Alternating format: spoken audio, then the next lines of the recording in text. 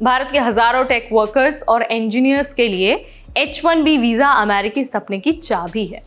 लेकिन क्या ये प्रोग्राम सच में बेस्ट एंड ब्राइटेस्ट को मौका देता है या फिर कंपनियां सिर्फ सस्ते विदेशी मजदूरों का फायदा उठा रही हैं? दरअसल 2026 के लिए 1 लाख से ज्यादा एप्लीकेशन चुने गए हैं, जो पिछले कुछ सालों में सबसे कम है। चलिए आपको इस वीडियो के जरिए इस प्रोग्राम की यानी कि H-1B की जो क्रिटिसिजम्स हैं, जो इसकी आलोचनाएं हैं, वो आपको बता देते हैं कि टेक सेक्टर में क्या कुछ हो रहा है और इसका असर भारत पर क्या पड़ने वाला है। नमस्कार, मेरा नाम है नेहा उपाध्याय और आप देखना शुरू कर चुके हैं NBT टेक। हर साल 65,000 रेगुलर वीजा और 20,000 एडवांस डिग्री वालों के लिए H-1B वीजा अलॉट किया जाता है।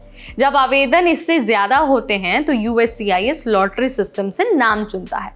भारत से हर साल हजारों युवा इस वीजा के लिए अमेरिका जाते हैं, लेकिन इस बार कहानी थोड़ी अलग है।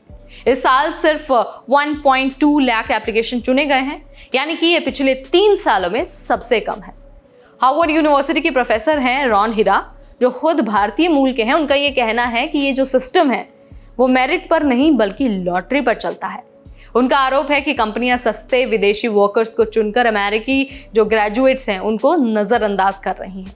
यूएस टेक वर्कर्स नाम की एक संस्था है, उसका भी ये कहना है कि कई सारे H-1B जॉब्स तो असल में होती ही नहीं है, बस कागजों पर होती है। इसके अलावा बेंचिंग नाम का एक जो प्रोसेस है ना, वो बड़ा ट्रेंड कर रहा है। इस प्रोसेस में दिखाया जाता है कि कंपनियां वर्कर्स को रखती हैं लेकिन काम नहीं देती हैं, यानी कि जब क्लाइंट मिलता है तभी उन्हें काम करने के लिए भेजती हैं। ये अमेरिका में वैसे तो गैर कानूनी है, लेकिन तब भी धड़ल्ले से ये आगे बढ़ते जा रहा है। एक और बड़ा मुद्दा है इस बीच। मुद्दा ये है कि टेक सेक्टर में ले ऑफ बहुत ज्यादा हो रहे हैं। Amazon, गूगल और मेटा जैसी कंपनियों में हजारों कर्मचारियों की छटनी हो चुकी है। इसी बीच एक रिपब्लिकन नेता ने कहा है कि जब 2026 की जॉब अभी से दी जा रही है, तो क्या ये कंपनियां पहले से तय कर रही हैं कि किसे निकालना है और किसे लाना है? ये सवाल अब अमेरिका की राजनीति में भी चर्चा का विषय बन चुका है।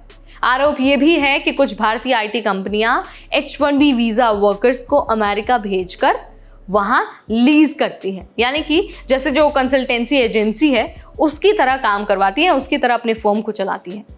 अब जरा बात करते हैं इन सारी चीजों का भारत पर पड़ने वाले असर के बारे में। 2023-2024 में भारत को लगभग 118.7 बिलियन डॉलर का रेमिटेंस मिला, जिनमें से 28% यानी कि जो लगभग 32 बिलियन डॉलर है वो सिर्फ अमेरिका से आया है।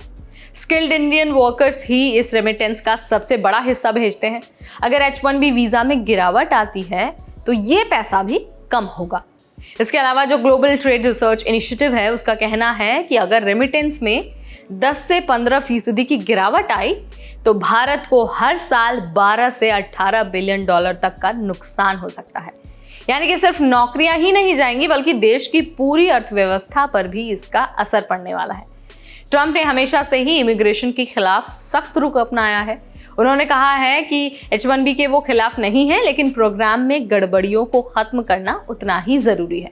इलॉन मस्क और विवेक रामास्वामी जैसे जो लोग हैं वो इस प्रोग्राम के समर्थक हैं, लेकिन बात यहाँ पर ये है, सवाल सबसे बड़ा ये है कि क्या H-1B वीजा का जो सिस्टम है उसका गलत इस्तेमाल किया जा रहा है?